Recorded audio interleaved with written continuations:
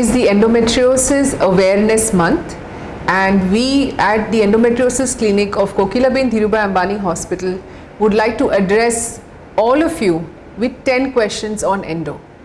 The endeavor is basically to educate you about what endometriosis is all about, how it affects different organs in the system, what are the new modalities of treatment, and what is it that you should know before you actually go ahead and start taking treatment, and how a multidisciplinary team is what is required to address this systemic illness.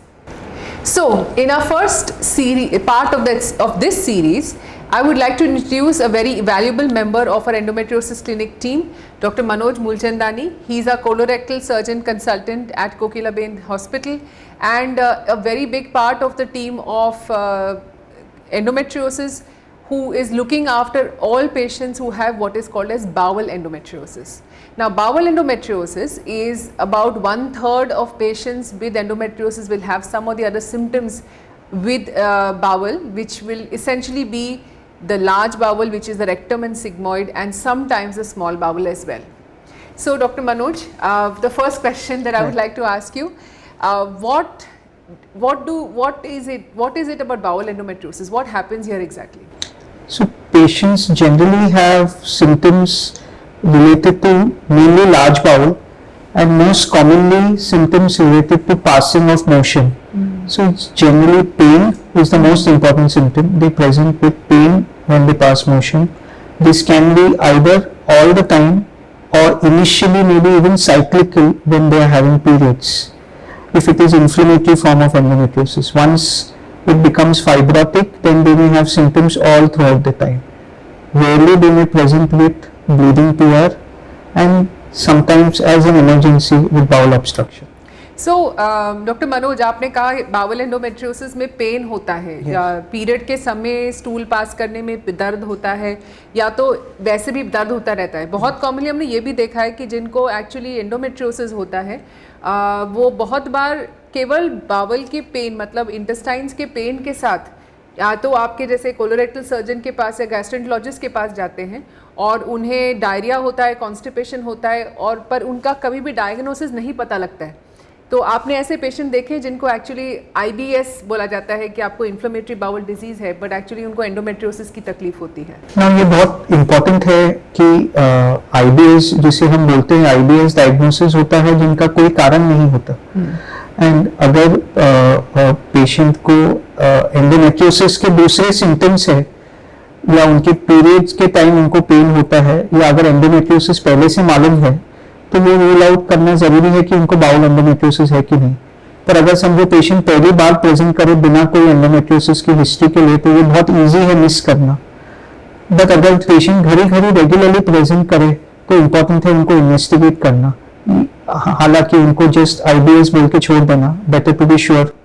So actually that brings us to the next question, doctor Manoj, ये diagnose होता कैसे? Because हम जानते हैं कि endometriosis में, और mean endometriosis 60% patients will not have any symptoms or any diagnosis on an ultrasound, and it is very difficult, like you're saying कि IBS के patient आते हैं उनको symptoms है but there is no diagnosis found. So sonography definitely एक investigation of choice नहीं होता है. So what would you say for a patient to diagnose for endometriosis? सबसे important है उनका हिस्ट्री सुनना. काफी बार अगर हम उनके सुने हिस्ट्री पे वो हमको क्लू दे देते हैं कि उनको IBS टाइप नहीं है. तो जैसे मैंने बताया कि इनिशियली उनको पीरियड के टाइम तकलीफ होती है, तो अगर वो साइक्लिकल तकलीफ है तो वो IBS नहीं है, एंडोमेट्रियोसिस होने की ज्यादा चांस है. अगर समझो उनको रेगुलरली तकलीफ है तो भी IBS की तकलीफ मोशन पास करने से बेटर होती है. एंडोमेट्रियोसिस में कितनी बार मोशन पास करने के बाद भी 1 या 2 घंटे तक उनको तकलीफ रहती है. तो एक अच्छी हिस्ट्री बहुत जरूरी है. अगर हम उनको एग्जामिन करें, स्पेशली हम उनका रेक्टल एग्जामिनेशन और वजाइनल एग्जामिनेशन करें, तो कभी कभी हम नॉड्यूल फील कर सकते हैं या थिकनिंग फील कर सकते हैं. बट अगर हमको डाउट है और हम श्योर नहीं है, तो उनका चॉइस ऑफ इन्वेस्टिगेशन फिर कभी कभी हमको MRI स्कैन करना पड़ता है, because that is a gold standard. Yes, correct. So the MRI pelvis is actually the correct method of diagnosing bowel endometriosis when the patient is coming with symptoms, which can sometimes get missed if the ultrasound is not done well. Though we do have modern methods of ultrasound, and I think that is another part of the series that will be coming up to you soon as to which investigation to do. So when a patient comes with bowel endometriosis, MRI says rectal nodule and all of it, would you suggest colonoscopy for them? Colonoscopy सब जन को नहीं लगती। Colonoscopy मतलब colonoscopy test है जिधर bowl की अंदर की लाइनिंग हम देख सकते हैं, वो उनको ही होता, उनमें ही पता चलेगा जिनका पूरा थिकनेस ऑफ बाउल इन्वॉल्व है, जो वेरी रेयरली होता है एंडोमेट्रियोसिस में। मेजॉरिटी ऑफ एंडोमेट्रियोसिस में बाहर के लेयर या रेक्टल मसल होता है, म्यूकोजा फ्री होता है। So it's only 2%. 2%, हाँ।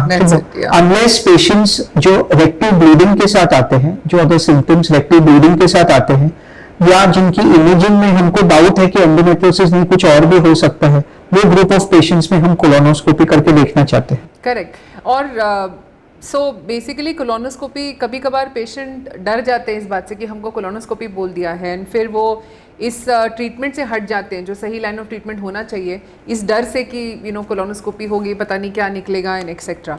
सो basically you recognize bowel endometriosis symptoms से, जिसमें बहुत बार कॉन्स्टिपेशन होता है, change in nature of stool होता है, the stool passes sometimes in forms of pellets, hard छोटे छोटे टुकड़ों में निकलता है instead of being a long nice proper stool passage. उसमें पीरियड्स से पेन रिलेटेड होता है। बहुत बार इन पेशेंट्स को इतना क्रॉनिक ऑब्स्ट्रक्शन हो जाता है कि उनको डायरिया एंड कॉन्स्टिपेशन ऑल्टरनेट भी होने लग जाता है, बिकॉज उनको ऑब्स्ट्रक्शन होता है एंड स्टूल एक लिक्विड फॉर्म में निकल जाता है, जब हॉट सॉलिड फॉर्म में वो नहीं निकल पाता है। वेग सिम्टम्स जो ब्लोटिंग के होते हैं वो भी बहुत ही इंपॉर्टेंट है बावल एंडोमेट्रियोसिस में। पीरियड आने से पहले एक्सट्रीम ब्लोटिंग होना एब्डोमेन में, एंड कुछ एक्चुअली आईबीएस से कन्फ्यूजन इसलिए होता है क्योंकि कुछ ऐसे पदार्थ है जैसे कि मिल्क एंड ग्लूटेन, जिसको लेने से भी एब्डोमेन में ब्लोटिंग होती है, जो आईबीएस की तरह माना जाता है। सो एक्चुअली बावल एंडोमेट्रियोसिस में भी यही सेम प्रॉब्लम होती है। तो अगर ये सिम्टम्स होते हैं तो उनको डायग्नोसिस सही तरीके से करके ट्रीटमेंट पर हम अब आते हैं। सो ये वी ऑल नो कि बावल एंडोमेट्रियोसिस और एक्स्ट्रा पेल्विक एंडोमेट्रियोसिस का सही ट्रीटमेंट है सर्जिकल। मेडिकल मैनेजमेंट इसमें बहुत कम काम करता है। सर्जिकल ट्रीटमेंट में एसेंशली मिनिमल एक्सेस सर्जरी होती है, विच इज़ आइदर लैप्रोस्कोपिक और रोबोट असिस्टेड सर्जरी, जिसमें ये पर्टिकुलर एब्नॉर्मल टिश्यू को कट के निकाला जाता है। So tell me, Dr. Manoj, we've done so many cases of bowel endometriosis. What is the different types of things that we, would you like to just tell us something so about actually that? majority of the time वो nodule superficial रहते हैं, और वो अगर intestine पे भी रहते हैं तो वो आउटर लेयर ऑफ इंटेस्टाइन को जस्ट इन्वॉल्व करते हैं, तो उन्हें शेविंग करके निकाल दिया सकता है। हम बोलते हैं उनको कोलोनिक और rectal shaving, depending on which area they are. Most commonly rectosigmoid is the common place, जो जंक्शन है सिग्मॉइड कोलन और रेक्टम का, जो यूट्रस के पीछे रहता है। तो मेजॉरिटी ऑफ द टाइम वो शेव करके उसको निकाल सकते हैं, जिसमें रिस्क सबसे कम होता है। और वो डिसीजन ऑफ शेविंग एक अच्छे एमआरआई पे पता चलता है, या ऑन टेबल काफी बार very easy to make out कि ये शेविंग से निकलेगा कि नहीं। अगर वो थोड़ा डीपर लेयर इन्वॉल्व होता है, स्पेशली मसल इन्वॉल्व होता है, तो उनको शेव नहीं कर सकते। उनको शेव करने से पूरी बीमारी नहीं निकलेगी, और अगर हम सर्जरी कर रहे हैं उनकी पूरी बीमारी नहीं निकाले तो उनके सिम्टम्स नहीं जाएंगे। तो देन हमको एक टुकड़ा ऑफ रेक्टम निकालना पड़ता है। अगर वो 20 से 30% ऑफ द सर्कमफ्रेंस, मतलब अगर हम रेक्टम को एक सर्किल की तरह देखें, 20 से 30% वॉल और 1 या 2 सेंटीमीटर खाली लेंथ इन्वॉल्व करते हैं, तो हम डिस्क एक्सिशन बोलते हैं। वो पार्ट ऑफ रेक्टम के पार्ट को हम निकालते हैं, जिसके लिए कोई भी और अलग इंसिशन नहीं लगता। हम ये नीचे मोशन की जगह से ये करते हैं स्टेपलर के थ्रू। और अगर एक्सटेंसिव इन्वॉल्वमेंट है 30% से ज्यादा, या लेंथ वाइज 3 या 4 सेंटीमीटर से ज्यादा, तो वो रेक्टम का पार्ट हमको रिसेक्ट करके निकालना पड़ता है, फिर हम उनको ज्वाइन करते हैं। ये सब मिनिमल एक्सेस सर्जरी से होता है, और पेशेंट की जनरली रिकवरी 4 या 5 दिन में अच्छी हो जाती है। एक्चुअली ये सारी चीज़ें मिनिमल एक्सेस रूट में बहुत अच्छी तरीके से हो सकती है। पर डॉक्टर मनोज, आपको याद है हमने बहुत बार अपेंडिक्स भी निकाली है इसके लिए, बिकॉज अपेंडिक्स भी एक बहुत ही कॉमन साइट है इंटेस्टाइन ऑर्गन का, जो एंडोमेट्रियोसिस से इफेक्ट हो जाता है। एंड पेशेंट पेन से आते हैं विद अपेंडिसाइटिस, बट एक्चुअली उनको एंडोमेट्रियोसिस की तकलीफ होती है। ये भी बहुत कॉमन है, क्योंकि जो ऑर्गन्स पेल्विस के नजदीक है वो ऑर्गन्स पहले अफेक्ट होते हैं एंडोमेट्रियोसिस के। हालांकि एंडोमेट्रियोसिस बहुत और चीजों को अफेक्ट करता है, पर ये पहले कॉमनली अफेक्ट होते हैं। तो अपेंडिक्स उधर लाया करता है तो वो अफेक्ट हो सकता है। So and when we talk about bowel endometriosis surgery and when we counsel patients, we've often encountered, and basically our questions are meant to answer what queries we generally hear in the outpatient. So there is always a doubt और एक डर रहता है patients को कि intestine से related कोई surgery हो रही है तो इसका मतलब है हमको बैग लगाना पड़ेगा जिससे इंटेस्टाइन से यहाँ से पेट में से आपका स्टूल बाहर आएगा and it is not going to be, it is going to be very major, it is going to cause embarrassment and they are worried कि कोलोस्टोमी की ज़रूरत पड़ेगी. Do you think colostomy is actually required? I mean this is not cancer surgery. Patients कभी कभार ये चीज़ सो अगर हमें लगता है कि इनका रेक्टल रिसेक्शन लगेगा तो हम पेशेंट को काउंसिल करते हैं कि हम जब भी रेक्टल रिसेक्शन करते हैं 1 या 2% लोग का हीलिंग में प्रॉब्लम हो सकता है और अगर वो 1 या 2% लोगों में प्रॉब्लम हो उन पेशेंट्स को कभी कभी टेम्परेरी कोलोस्टोमी लग सकती है. तो I am talking of a very very small sub group of patients. We counsel them electively. Very rarely किसको कोलोस्टोमी लगती है तो जो पेशेंट ऑपरेशन करके निकलते हैं किसी को भी कोलोस्टोमी नहीं लगती. बट अगर उनके हीलिंग में प्रॉब्लम हो तो कभी कभी कोलोस्टोमी लग सकती है. बट वो रेयर है और वो लगती भी है तो टेम्परेरी है.